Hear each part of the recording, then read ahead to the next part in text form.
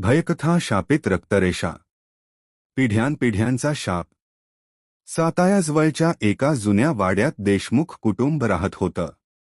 त्या घराबद्दल एक भयानक गोष्ट प्रसिद्ध होती. देशमुखांच्या रक्तरेषेतील प्रत्येक मोठ्या मुलाचा 30व्या वर्षी रहस्यमय मृत्यू होत असे.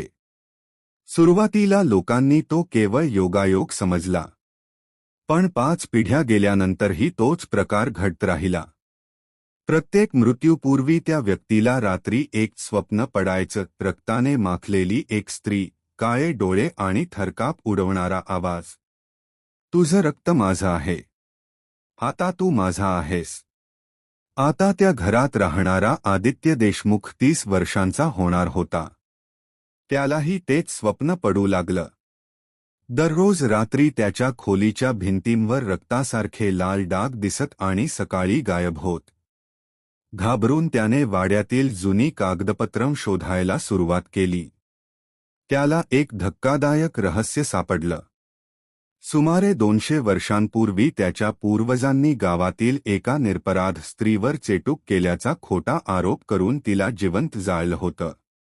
मरण्यापूर्वी त्या स्त्रीने शाप दिला होता, तुमच्या रक्तरेषेतील प्रत्येक पिढी माझ्या वेदना भोगेल. आदित्यने शाप मोडण्यासाठी त्या स्त्रीच्या विस्मृतीत गेलेल्या समाधीवर जाऊन क्षमा मागायचं ठरवलं. मध्यरात्री तो तिथे पोहोचला. पाऊस कोसळत होता.